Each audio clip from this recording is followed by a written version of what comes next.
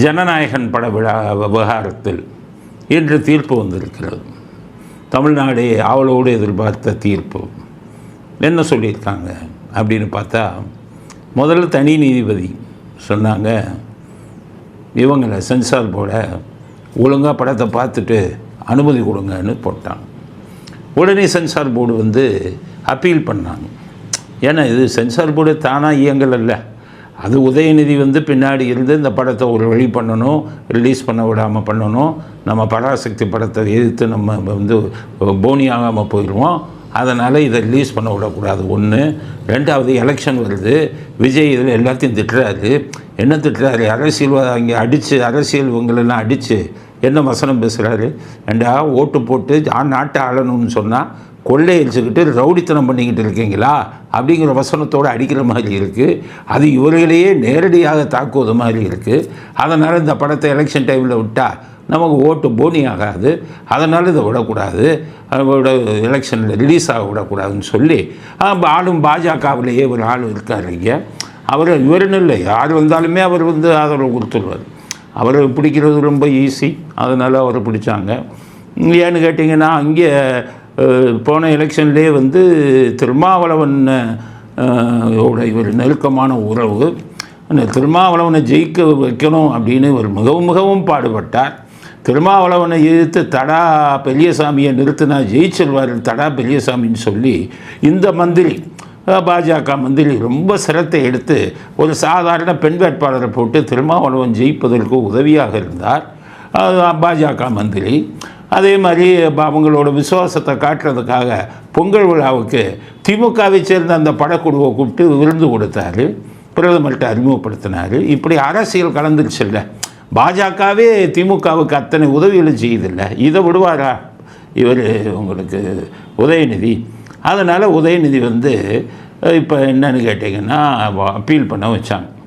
அவங்க பெஞ்சுக்கு போனாங்க. பெஞ்சுக்குன்னா 2 நீதிபதிகள் கொண்ட பெஞ்ச்.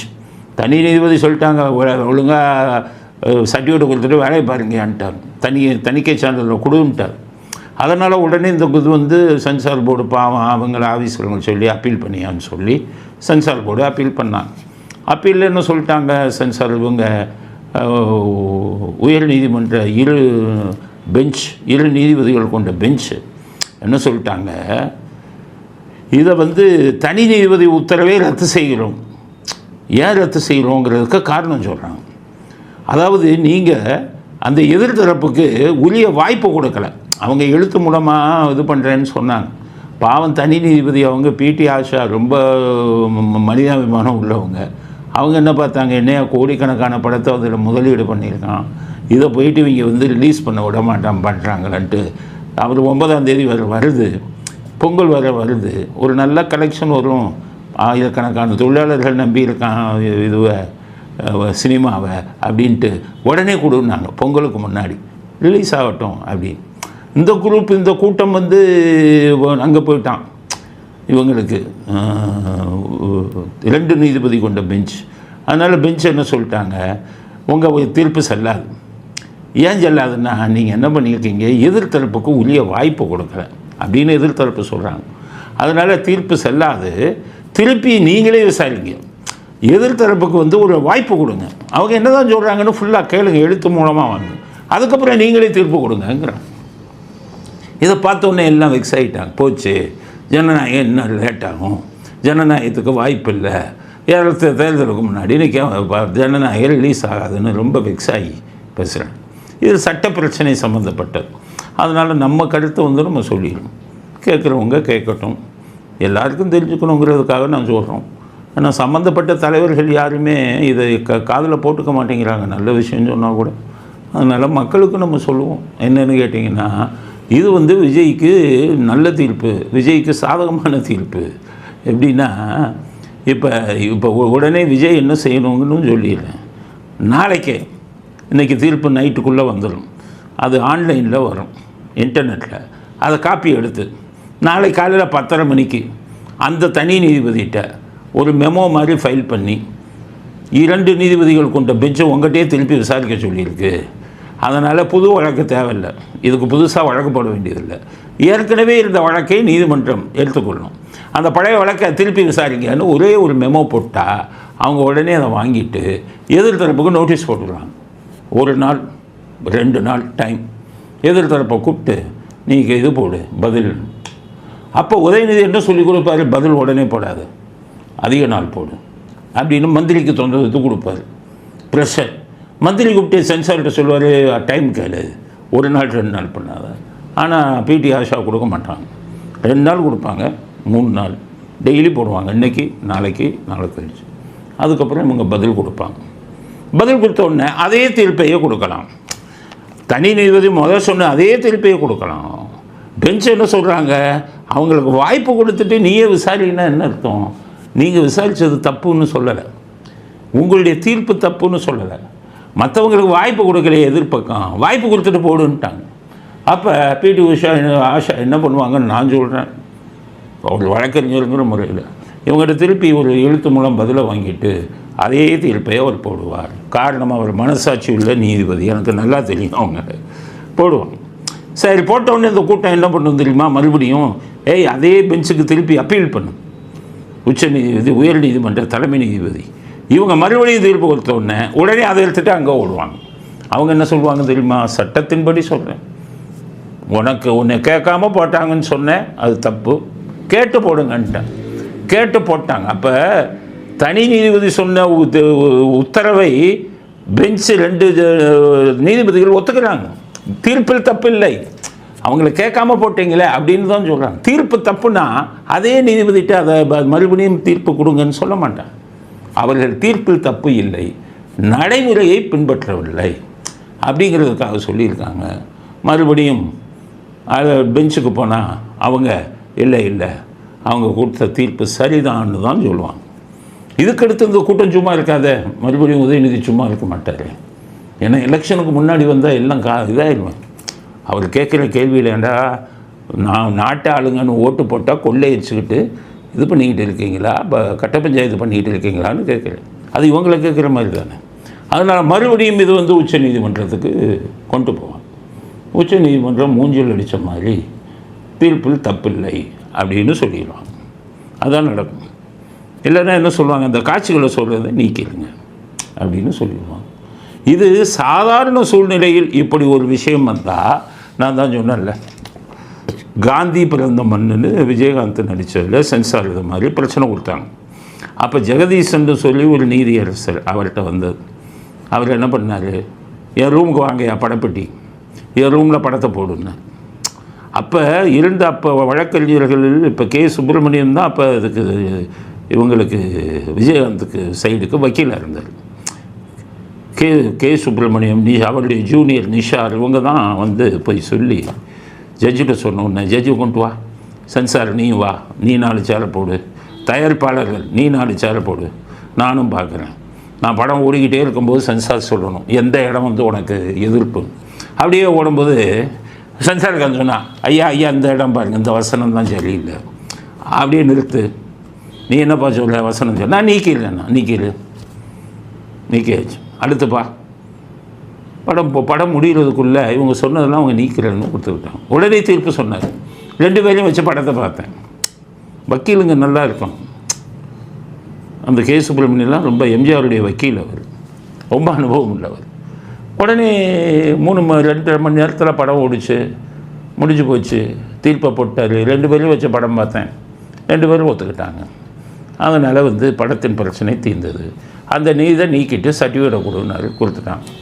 அது ஏன் வெற்றியாச்சுன்னா அதில் அரசியல் இல்லை, இதில் அரசியல் இருக்கிற ஒத்துக்கவே மாட்டாங்க. படம் போட்டு பார்க்க முன்னாடி ஒத்துக்க மாட்டான். அவன் என்னமே படத்தை ரிலீஸ் பண்ண விடக்கூடாது, எலெக்ஷனுக்கு முன்னாடி படம் மக்கள்கிட்ட போய் சேரக்கூடாதுன்னு தானே. அதனால் இது இப்போ இன்றைக்கி செய்தி பார்த்தேன், விஜய் சைட்லேருந்து சுப்ரீம் கோர்ட்டு போகலாமான்னு ஆலோசனை செஞ்சுக்கிட்டு இருக்காங்க. சுப்ரீம் கோர்ட்டுக்கு போகாதீங்க, தப்பான முடிவு, நீங்கள் மறுபடியும் அந்த தனி நீதிபதிகிட்ட போங்க. நீங்கள் சுப்ரீம் கோர்ட்டுக்கு போனாலும் திரும்பி தனி நீதிபதிகிட்ட போங்கன்னு சொல்லுவான். அதில் 4-5 நாள் வேஸ்ட் ஆயிரும். நாளைக்கே காலையிலேயே 10:30 மணிக்கே உங்கள் வழக்கறிஞர்களை சொல்லி ஃபைட் பண்ணுங்கள் தனி நீதிபதி முன்னாடியே, அவங்க மறுநாளே எடுத்துருவாங்க 2 நாள் வாய்ப்பு, முடிஞ்ச உடனே அதே தீர்ப்பு, மறுபடியும் பெஞ்சுக்கு போனீங்கன்னா வேலையை பாருங்கய்யா, அவங்க கொடுத்தது ரைட்டு, முதல்ல வாய்ப்பு கொடுத்தது ரைட்டுன்னுருவாங்க. அப்புறம் சுப்ரீம் கோர்ட்டுக்கு கொடுங்க, சுப்ரீம் கோர்ட்டும் இதை ஏற்றுக்கொள்ளாது. அதனால் சட்ட பிரச்சனை இவங்க ஒழுங்காக கேஸ் நடத்துனாங்கன்னா 10 நாளைக்குள்ளே முடிந்துடும். அதுக்கப்புறம் இந்த கூட்டம் இப்போவே பிளான் போட்டு வச்சுருக்காங்க. அது எனக்கு செய்தி வந்தது. இதுலேயும் கோர்ட்டில் ஜெயிச்சிட்டா எலெக்ஷன் கமிஷன்கிட்ட போய் எலெக்ஷன் டைமில் ஒரு பிரச்சாரம் மாதிரி ஆகுது இந்த படம். அவர் ஒரு ஹீரோ மட்டும் இல்லை, அவர் ஒரு கட்சிக்கு தலைவர், அவர் எலெக்ஷனில் நிற்கிறார். இந்த படத்தை போட்டால் அவருக்கு எலெக்ஷனில் மக்கள் ஆதரவு கூடும். அதனால் எலெக்ஷன் அறிவிப்பு வந்த உடனே இந்த படத்தை ரிலீஸ் பண்ணக்கூடாதுன்னு எலெக்ஷன் கமிஷனை வச்சு போடுறதுக்கு ரெடி பண்ணிக்கிட்டு இருக்கான். அப்போவே எல்லாம் ரெடி பண்ணிட்டான். அடுத்த ரிலீஸை எப்படி தடுக்கிறது? அப்படி ஒரு வேளை போய் எலெக்ஷன் கமிஷன்கிட்ட போய் இது நடக்க விடக்கூடாது அப்படின்னு சொன்னாங்கன்னா அப்போவும் சுப்ரீம் கோர்ட் போங்க. ஏன்னா எலெக்ஷன் கமிஷனை நம்ப முடியாது. ஏன்னா மத்திய மந்திரி இல்லை இது இருக்கார், அவரே எலெக்ஷன் கமிஷனை வச்சு ப்ரெஷர் கொடுப்பார். உதயநிதி செய்ய வேண்டிய வேலைலாம் அவர் செய்வார். அப்போ எலெக்ஷன் கமிஷன் ஏன்னா அந்த மத்திய மந்திரியே நான் எவ்வளோ இதாக சொல்கிறேன்னா, சாதாரண வக்கீல் அவர் சுற்றிக்கிட்டு இருக்கும்போது எனக்கு தெரியும் அவரை நான் அந்த அந்த அந்த சாதா வக்கீலாக தான் பார்க்குறேன், மந்திரியாலாம் பார்க்குறேன். என்றைக்கு மனிதாபிமானம் ஒருத்தரிடம் இல்லையோ, என்றைக்கு ஒரு படத்தை இது பண்ணிட்டா அதில் அப்போ திரைத்துறையில் இருக்கிற அத்தனை பேர் பாதிக்கப்படுவாங்கங்கிற மனசாட்சி இல்லையோ, அப்போ அவரை நம்ம மந்திரியாக பார்க்க முடியாது. அந்த முன்னாடி வக்கீலை சுற்றிக்கிட்டு இருந்தார்ல, அப்படி தான் பார்க்கணும். அதனால் மறுபடியும் இவங்க என்ன பண்ணுவாங்க, அந்த மாதிரி எலெக்ஷன் கமிஷன் கொடுப்பாங்க. அப்போ சட்டம் என்ன சொல்லுது தெரியுமா? எலெக்ஷன் அப்போ டேட் அனௌன்ஸ் பண்ணிட்டா இந்த மாதிரி படங்களை ரிலீஸ் பண்ணலாமா, பண்ணக்கூடாதா? சட்டம் என்ன சொல்லுதுன்னா, சுப்ரீம் கோர்ட்டு சில இதில் சொல்லியிருக்காங்க, அந்த படம் தேர்தல் எங்கே நடக்குதோ அங்கே மட்டும் இல்லாமல் இந்தியா முழுவதும் வெளியாகும் படமாக இருந்தால் அதை தடுக்க முடியாது எலெக்ஷன் கமிஷன். ஏன்னா தமிழ்நாட்டுக்கு மட்டும் அந்த படத்தை போட்டால் நீ சொல்லலாம் எலெக்ஷனுக்காக பண்ணுறாங்கன்னு. அது இந்தியா பூரா உலகம் பூரா வெளியிட்டா இது தடுக்க முடியாது. எலெக்ஷன் கமிஷனுக்கு பவரே கிடையாது, சுப்ரீம் கோர்ட் சொல்லியிருக்கு. அதனால் இந்த கூட்டத்தை தடுத்து நிறுத்த முடியாது சுப்ரீம் கோர்ட்டுக்கு போனாங்கன்னா. அதுக்கு அடுத்தது அதில் இன்னொரு விஷயத்தையும் அவங்க என்ன சொல்கிறாங்கன்னா, ஒரு வழக்கில் அவர் சொல்லியிருக்கான், ஏற்கனவே அந்த படம் ரெடியாகி ரிலீஸ் டேட்டெல்லாம் கொடுக்கப்பட்டிருந்து அது ஒத்திவைக்கப்பட்டால் அப்போவே எலெக்ஷன் கமிஷன் அதை தடுக்கக்கூடாதுன்னு இருக்குது. அதனால் இந்த கூட்டம் என்ன பண்ணுவாங்கன்னு கேட்டிங்கன்னா, இந்த தீர்ப்பெல்லாம் முடிஞ்ச உடனே, சென்சார் இது முடிஞ்ச உடனே தேர்தல் கமிஷனை பிடிச்சிக்கிட்டு தடுத்து நிறுத்த பார்ப்போம். அப்போவும் நீங்கள் சுப்ரீம் கோர்ட் போனால் சுப்ரீம் கோர்ட்டு எலெக்ஷன் கமிஷனை வேலையை பாரியா, இது ஏற்கனவே ரிலீஸுக்கு டேட் ஃபிக்ஸ் பண்ணப்படும், தேர்தலுக்காக டேட்டை ஃபிக்ஸ் பண்ணது, அது நீதிமன்ற பிரச்சனைக்காக இவ்வளோ தள்ளி போச்சு, அதனால் ரிலீஸ் பண்ணுன்னு. அதுக்கடுத்து சொல்லலாம், அது என்ன தமிழ்நாட்டில் மட்டுமே ரிலீஸ் ஆகுது? அமெரிக்கா, இது கனடா, யூகே, அங்கே இருக்கிற தமிழர்கள்லாம் பார்க்கலாம். வட இந்தியாவில் கேரளாவிலலாம் அது ரிலீஸ் ஆகுது. அப்போ என்ன அர்த்தம், இங்கே மட்டுமா ரிலீஸ் ஆகுதுன்னு சொல்லிடுவாங்க. இவ்வளோ விஷயத்தையும் சரியாக நீங்கள் ஹேண்டில் பண்ணனா விஜய்க்கு நம்ம ஓரளவு இந்த பிரச்சனைகள்லேருந்து தப்பி விடலாம். அடுத்தது விஜய்க்கு இன்னொரு விஷயத்தை நம்ம சொல்ல விரும்பணும். என்னென்னா, நேற்று நான் சொன்னேன், என்னென்னா, காசு வாங்காதீங்க, எலெக்ஷனில் சீட்டு கொடுத்தா காசு வாங்காதீங்க, காசு வாங்கினீங்கன்னா அவன் சம்பாதிக்க பார்ப்பான், எலெக்ஷனை செலவு பண்ண விடாதீங்கன்னு சொன்னோம்.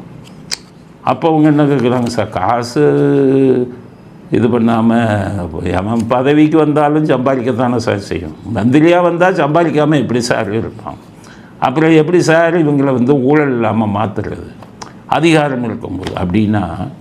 அதுக்கு என்னென்னா, ஒரு முக்கியமான செய்தி, தமிழ்நாட்டில் ஃபிலாந்தரபிஸ்ட் அப்படின்னு பேர், நன்கொடை, அதாவது நல்ல எண்ணத்தில் பண உதவி செய்கிறவங்க நிறைய இருக்காங்க. இவங்க வெளிச்சத்துக்கே வரமாட்டாங்க. அவங்க பார்ப்பாங்க, யாராச்சும் நல்லது செஞ்சால் பார்த்தீங்கல்ல, இந்த எத்தனையோ பேர் ஆர்ஃபனேஜு, அனாதை இல்லம், நல்ல விஷயம் பண்ணுறாங்க, ஒரு வெள்ளம் வருது, பாதிக்கப்பட்டவங்க, இதெல்லாம் முக்கியமான இதுக்கெல்லாம் நியாயமான விஷயத்துக்கு தர்மத்துக்கு தர்மம் விஷயமாக இருந்தால் பணத்தை அள்ளி கொடுக்கும் கொடையாளிகள், கொடை வள்ளல்கள் தமிழ்நாட்டில் நிறைய பேர் இருக்காங்க. அது யாருக்கும் தெரியாது. அவங்க முக்கியமானது, அவங்களெல்லாம் நீங்கள் தேடி கண்டுபிடிங்க.